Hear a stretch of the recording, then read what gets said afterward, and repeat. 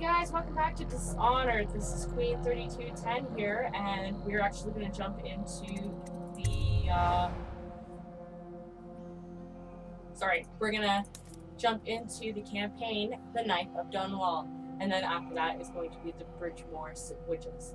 Now, I know I'm a little late. These two DLCs have come out a while ago, and recently a third one with new content for the game has come out. I can't remember what it is, but I know I got a bunch of goodies as Corvo. I don't know if I'm going to get anything as Daud. But in both of these DLCs, it's my understanding that you play as Daud. So what we're going to do is we're going to jump into the Knight of Dunwall.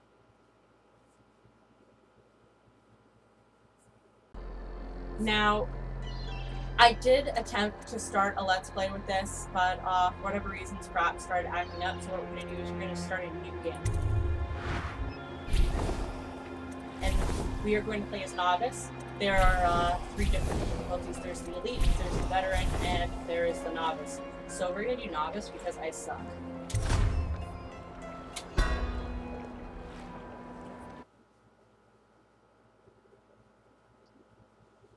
None like her. You can't forget what you've done, killing the Empress and handing her daughter to the Lord Regent haunts you. We got a glimpse of this in the actual game when we first encounter him. If you let him speak long enough before, instead of just, gutting him on the spot, he'll pretty much tell you that he feels immense guilt over it, so. One more job shouldn't have mattered. I'd killed nobles before. You could float a whaling ship, and the high-born blood I've spilled. Another noble steps in to replace the last one. All equally corrupt. Why should an empress be different? Because she's different. But she was. Yeah. Not entirely sure how. I watched her bodyguard's face as they took him away. Dead eyes. I knew I'd pay for this one. Yeah. Maybe I deserve to. A storm was coming that would shake apart everything I'd built. No! Get away from her! Corvo! And... Mommy! At least he has the decency to feel that, right? Hello? So I'm assuming he already has the mark.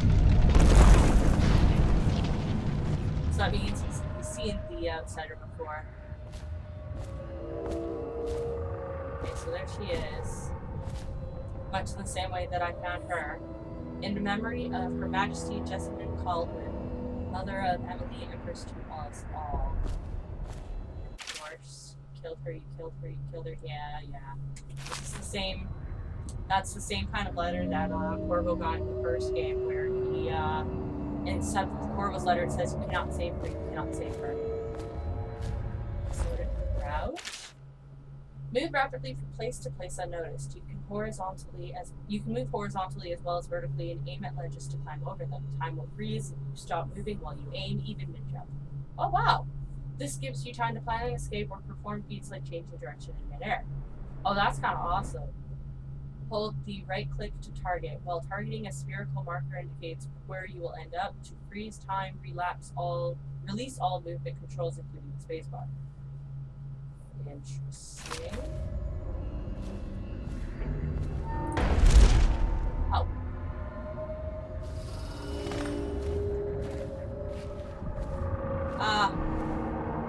There's the painting. I wonder if it carries off stuff that I've actually done. Obviously, yeah. Sort of wondering that, actually, if it carries on stuff that I've actually done in the game, or if it just does, like, a negligible recap of stuff that could have happened in the game. Because if it takes up after I've finished playing Dishonored, takes that all of my actions into account, that would be kind of cool. Oh, I see what they mean. You stop time as you blink. Why couldn't Corvo have something like this? That would have made my life so much easier.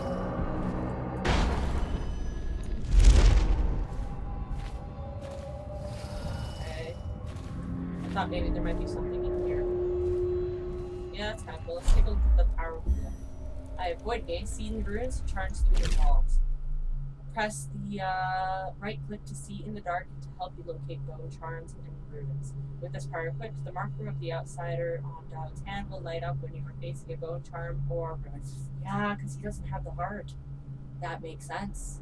Level 2 shows you important items through solid walls like security devices, ammo, coins, and keys, as well as living beings. You can also hear their fields, see their fields of view, as well as visual representation of the sounds you make. Oh wow, that's kind of cool. So it's a combination of dark vision and the heart. That is actually kind of cool. It's very cool. I am really jealous. Oh, wrong thing. Whoops. So obviously I don't see anything. So this.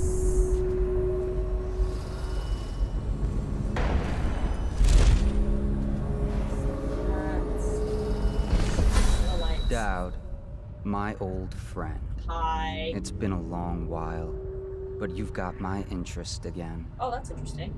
How the years pass and the bodies fall. Did you know that there are only 8 like you in the world, bearing my mark? Really? I'm here because you're right. The Empress was different. Uh-oh. This time, you can't just fade away into the shadows. There will be consequences. Your story is close to ending, and even you can't escape it. But what ending will you make for yourself? That's a good question, actually. I'm here to give you one last gift, Daud. It's a mystery. One that starts with a name. Delilah.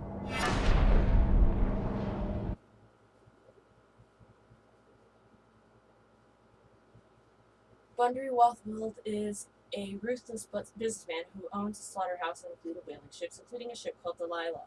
Infiltrate the Rothwald slaughterhouse and find out what's behind the name. Oh, so the name Delilah isn't a person, it's an actual thing. That's possible.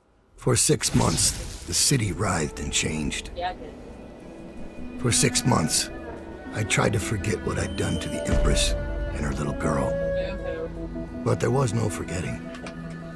I needed to find my next move. But all I had was that name. Delilah. Who was she? A threat? Or an ally? Word came from my second-in-command, Billy Lurk. In a house built on secrets. Lurk was especially good at uncovering them. Okay. There was a ship called the Delilah. Okay, so he didn't Hunted know that. whales for Bundry That Rothwald. was a bit of a spoiler. A former deckhand who'd made good. Now he owned a slaughterhouse, and he ran his workers like a prison gang. A ship named Delilah. It could be a coincidence, but it's not. In Dunwall, things are always tangled up like a bag of snakes. Okay, so I'm not quite sure I liked that. I mean, the description basically flat out tells you, hey, guess what, it's a ship. And then it goes about telling you how Daud gets this information. It's like, well, wouldn't we have liked to have been surprised along with Daud when he came to this discovery as opposed to it just coming right out and saying it? Oh well. I guess to me that's just a little bit of shoddy storytelling that I don't expect from Dishonored. Because Dishonored's story was really, really good. It was really integral and interesting. And all the shocks were pretty much what I would have expected. So, yeah, a little disappointed on that. But otherwise it's okay, I guess. Favors. As Daud, you can use your network of spies and corrupt merchants to purchase equipment and upgrades before each mission. You can also pay for special favors. These favors can have a variety of effects in the mission, such as granting access to equipment catches or revealing secret information. Okay, that's kind of cool. Okay, so I have 2,000 coins to deal with. Let's take a look at what else I can buy, because I have my eyes on you, sleep darts. I could never get enough of sleep darts. If you remember from the previous videos, I always tended to run out. So let's take a look at upgrades. So there's the wrist bow accuracy. What does that do? Lowers dispersion and stabilizes wrist bow aim. Oh, he's got a wrist bow instead of a crossbow. Okay, interesting. The wrist bow range pulls travel faster, farther, of course. Wrist bow reload, faster reload, enables auto reload. Oh, that's kind of cool. Combat sleep darts. Sleep darts are effective immediately, even in combat. Bolt capacity increases the standard bolt. I fucking hate you. I fucking hate you. This is what I needed. This is what I needed in the first game in Dishonored. Ugh. Why, game? Oh my god. Oh well, whatever.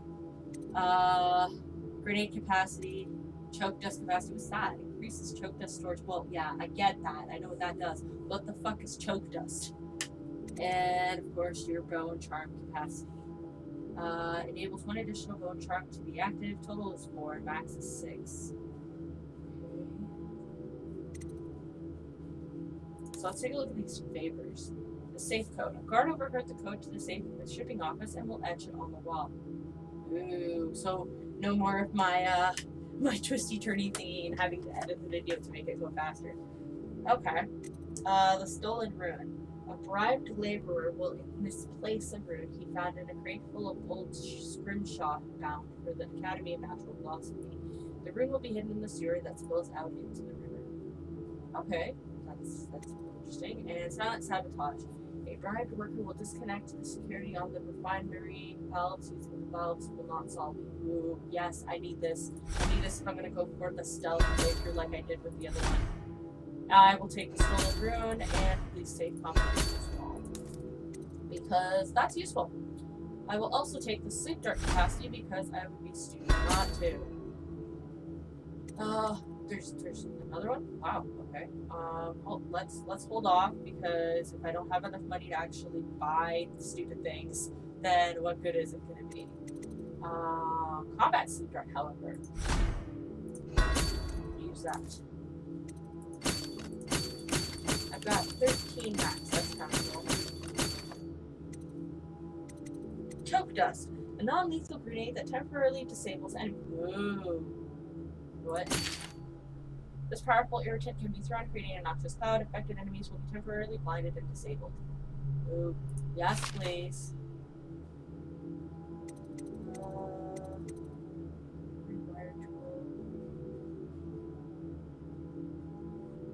It won't sound the alarm, so I don't have to disable it, but it would probably be good to have one anyway.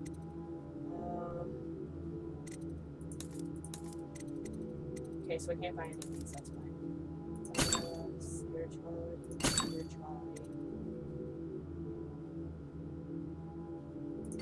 Let's just go for broke, shall we? Okay. So now I want to stop making purchases and proceed to the mission. Let's start.